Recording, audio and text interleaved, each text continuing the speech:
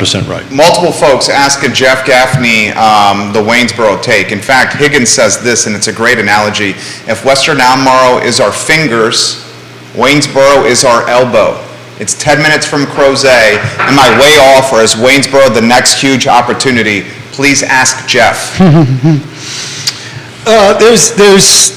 There's two areas that have, for the last 20 years, have been dubbed the next frontier.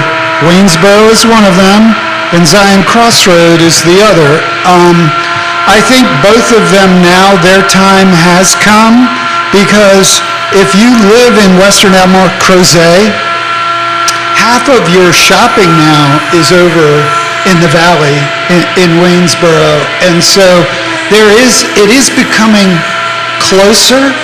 You do have to deal with crossing the mountain, however, so there is that. But it's beautiful. The quality of life in Waynesboro is excellent. Sometimes it feels like, in a good way, that you're stepping back in time, in a good way, I say that. And the pricing is favorable.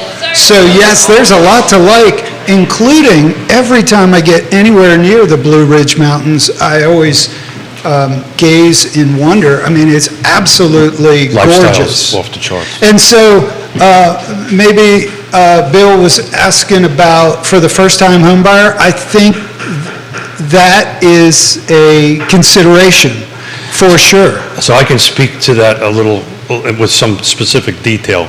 I've always said Zion's Crossroads was the next best thing. I'm walking that back, actually. And the reason I'm walking that back is we're probably a good 2+ years before we get more water there. They do not have enough water there to go ahead and do that.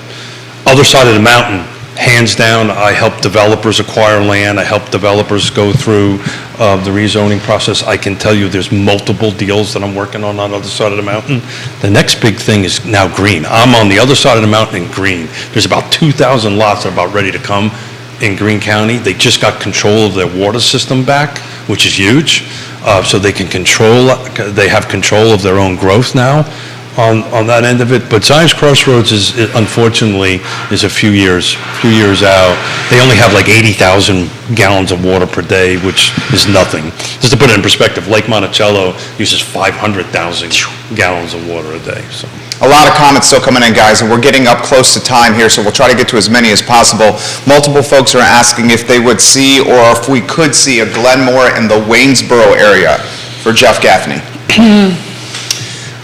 There's so much risk in that now. I mean, it really takes deep pockets to do a project of that size. And so for Frank Kessler, it wasn't, there was certainly a financial return, or as Keith just mentioned, return on investment. There was certainly a financial return, but there was an emotional return for the developer there, that it would take that over in Waynesboro. If somebody had the passion Project. I think that the land is available, the natural beauty is there, and so I hadn't thought about it until you just posed that question, but I would say, yeah, maybe. I don't see a Glenmore-style subdivision over there, just knowing what's on the boards.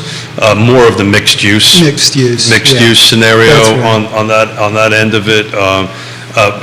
The other side of mountain land is now getting expensive because it's being found, right? So prices are going up on that perspective. But back on the emotional part of it, those who watch the show know we lost $17 million through the time of great unpleasantness. And one of the subdivisions was Nahor Village that I did, was a 55 and over. And on my way in, I see the maples. I planted $100,000 worth of maples, and they're turning red. And it's like, it's not about the money, it's about the vision, it's about the goal, and it's finished, and people are living in it, and it's functioning. If Mr. Kessler was alive today, I believe he would say the same thing. It's not about how much I put in my pocket or how much I got taken out of my pocket. It's about the vision and achieving something and driving down that boulevard, right, and going, hey, this was my vision. I mapped it out on the back of a napkin, and here we are. And that's what makes the difference. Yancey calls, this is great, and Jeff, you jump in. Yancey calls Waynesboro, this is great. Waynesboro is now old Charlottesville. Yeah. Greed has traveled west.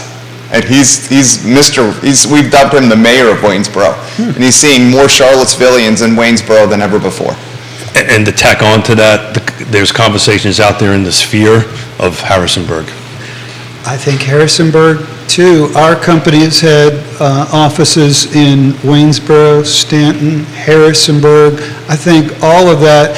At one time, pre-2008,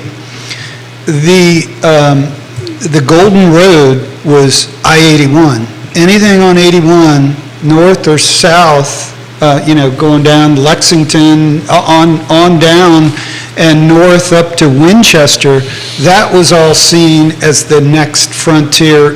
Things cooled off a bit when that recession came in, but I think all these areas that you're mentioning, I think they have a future. Each little peaks and valleys in our industry has their own little flavor, right? And they're never exactly the same. I honestly believe we're not going to have a 2000, a time of great unpleasantness again, but the market is shifting. It'll be different. It always is different. And, it's a matter of bringing the skills to the table. And Jeff, we're coming up on